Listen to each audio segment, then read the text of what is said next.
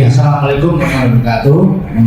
Para hadirin yang saya hormati, juga moderator sudah mau bicara pada kesempatan kali ini bisa hadir. Alhamdulillah kita berikan nikmat sehat selamat bisa menghadiri adanya forum energi.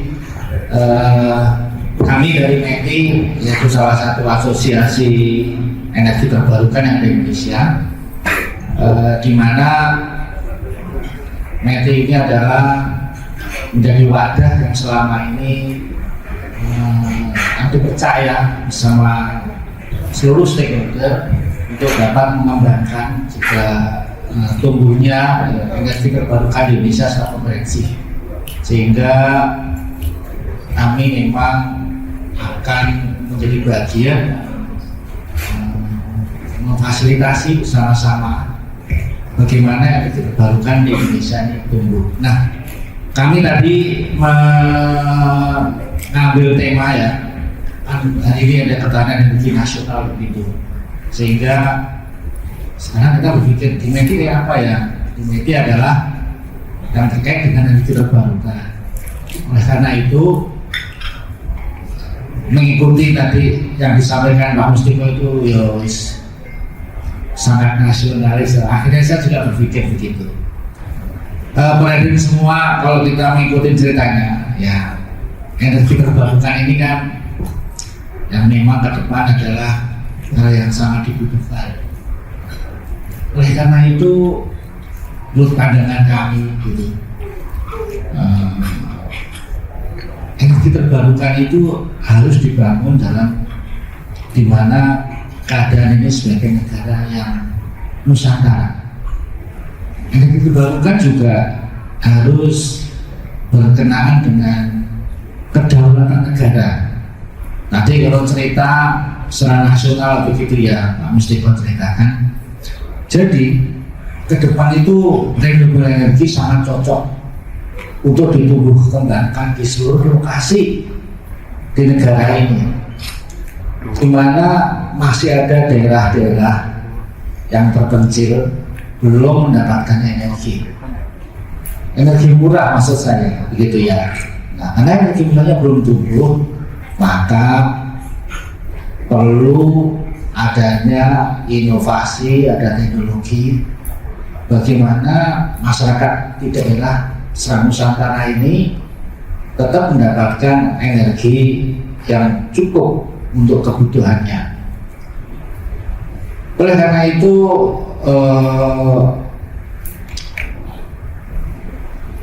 energi yang namanya ketahanan nasional itu ya energinya ya dari dalam negeri gitu, jangan tergantung dari luar negeri. Energi dalam negeri itu bisa surya, bisa hidro, juga angin, juga geothermal gitu ya. Tapi yang saya setuju dengan Pak Mustiko tadi menyampaikan bahwa energi yang mudah didapat dan di Indonesia masih sekarang ada adalah energi surya. Hanya saja memang energi surya itu tidak serta-merta akan sustain toh, hanya siang saja. Mendung gitu ya nanti redup itu energinya jadi turun. Sehingga harus ada kombinasi antara energi surya dengan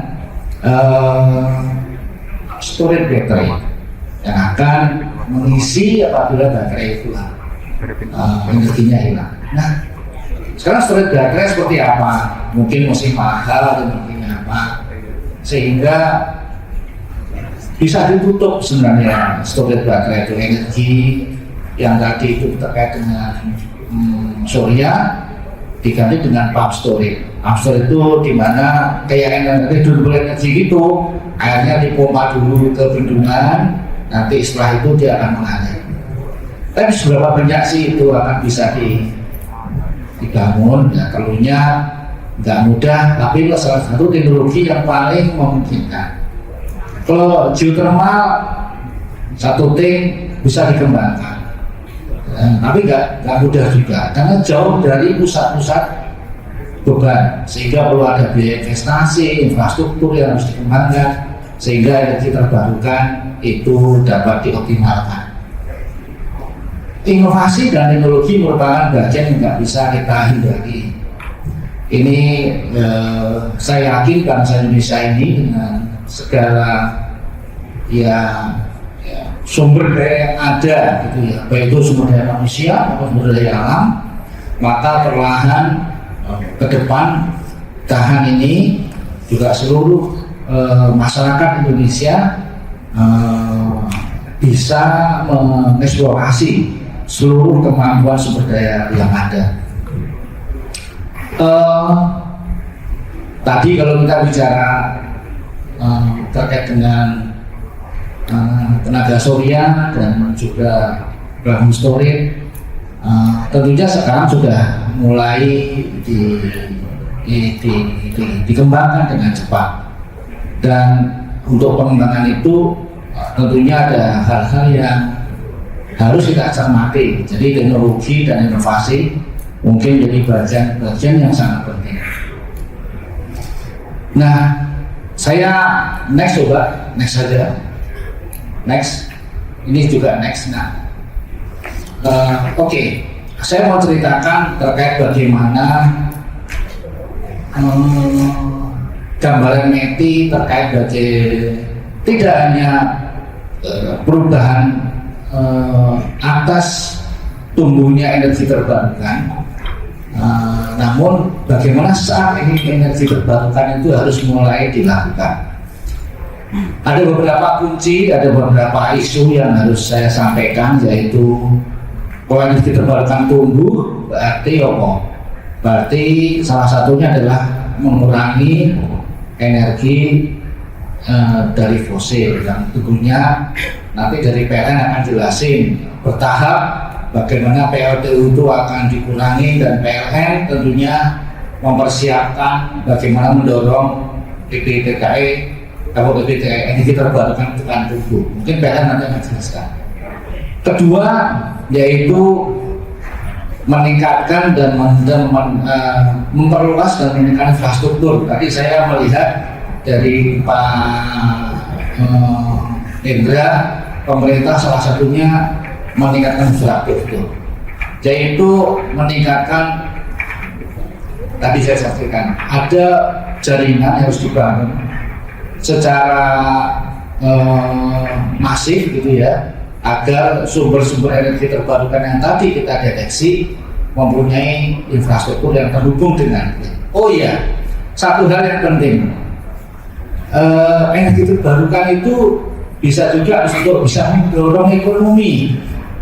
Nah, untuk bisa mendorong ekonomi, energi terbarukan itu masuk ke on-grid, ke sistem, sehingga dia punya nilai ekonomi.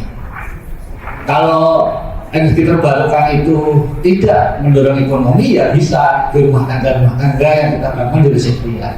Itu tidak mendorong ekonomi dalam arti skala besar ya. Nah, oleh karena itu kemudahan on-grid itu menjadi bagian yang bisa diterima oleh sistem gitu ya. Dimudahkan lah. Nek menyambung nggak oleh, susah juga, tapi untuk diri sendiri, padahal dia pembangkit pembangkit kecil yang nantinya itu juga akan mendorong ekonomi Indonesia. Tadi terkait infrastruktur. Ketiga adalah memperbarui mekanisme komersial EBT dan mempercepat pelaksanaannya. Ya, komersialisasi tadi saya menyampaikan ekonomi serta bahwa dalam hal ini saya ingin menyampaikan adalah bahwa perjanjian mungkin antara pengembang dengan off-taker menjadi perjanjian yang berkeadilan dan berkelanjutan, gitu ya Pak Teman. Berkeadilan dan berkelanjutan, harusnya begitu. Harus ada fairness, meningkatkan apa tadi, ada mengimplementasikan kebijakan yang pengukuran yang berkeadilan, ya take, jual, dan membeli. Terus tadi mendengarkan juga. Yang keempat adalah memperluas dan pembiayaan, gitu ya, pembiayaan dan memberikan insentif.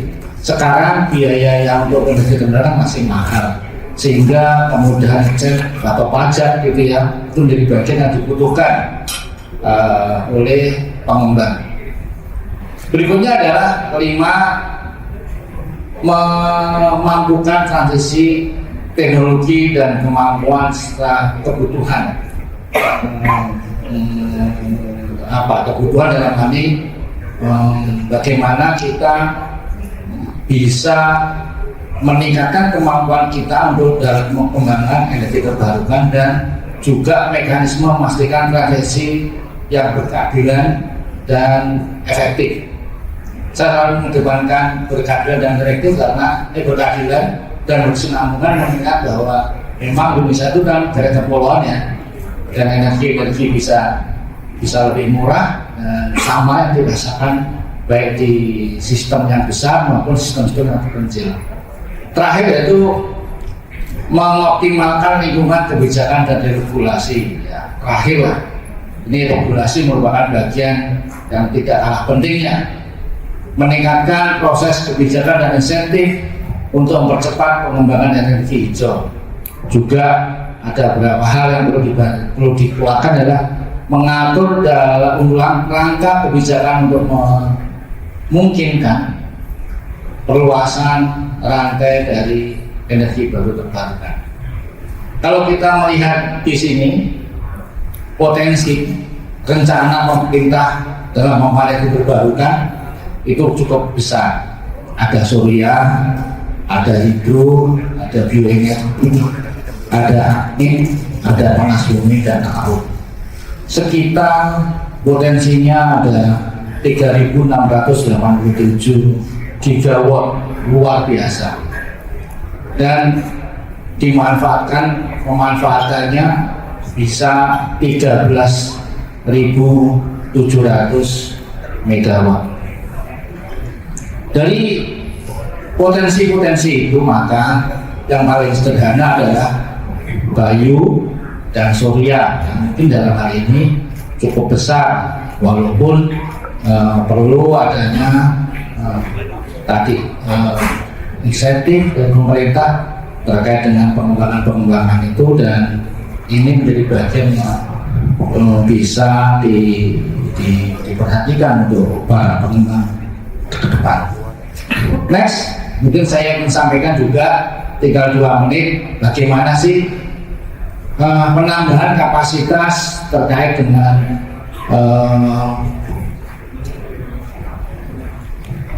ini terkait dengan PLN. Memang penambahan energi baru terbarukan khususnya di hidro, di variable renewable energy, ada juga geothermal dan biomas, dan nilainya hanya 9,1 gigawatt, harus segitu dari apa yang tadi saya sampaikan, dan oleh IPP 11,8, total kira-kira hanya 20,9.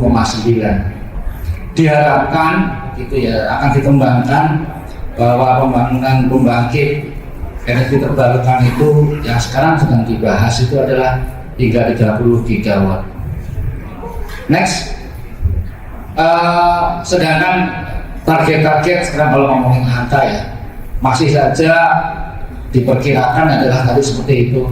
Seperti yang saya sampaikan, surya tadi Pak Mustika juga surya, saya mohon juga surya. Ternyata surya jadi prioritas, didukung dengan adanya penurunan biaya, yaitu untuk PLTS atap, PLTS skala besar, juga PLTS terapung. Demikian juga pengembangan yang berbasis energi tenaga air. Next itu tenaga dan next, dan memang ini membutuhkan waktu lama dan bisa menjadi perhatian antara pengembang dengan off-taker dalam ini pemerintah terkait dengan pengembangan air ini.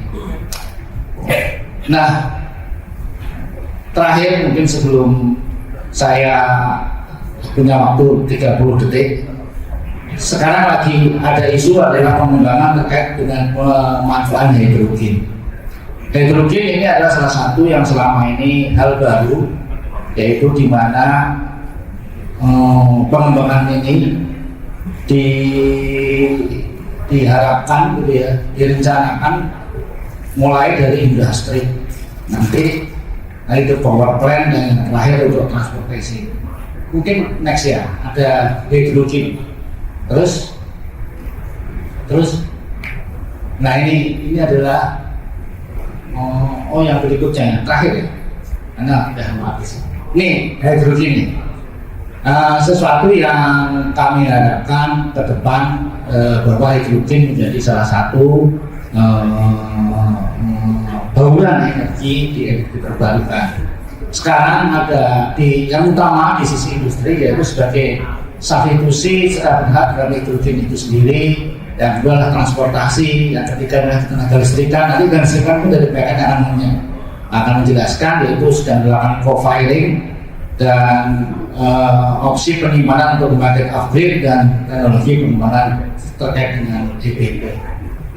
Terakhir adalah hidrogen dan amonia berpotensi perdagangan pada pasar regional dan internasional. Ini adalah yang bisa kami sampaikan dari METI. Semoga memberikan pencerahan bagaimana METI memberikan pandangan terkait tekanan nasional dari sisi energi terbarukan. Intinya bahwa energi terbarukan yang akan dikembangkan adalah energi terbarukan yang berkedaulatan, berkesinambungan, dan adil. Demikian dari saya. Oke, bisa berikan tepuk tangan yang mulia.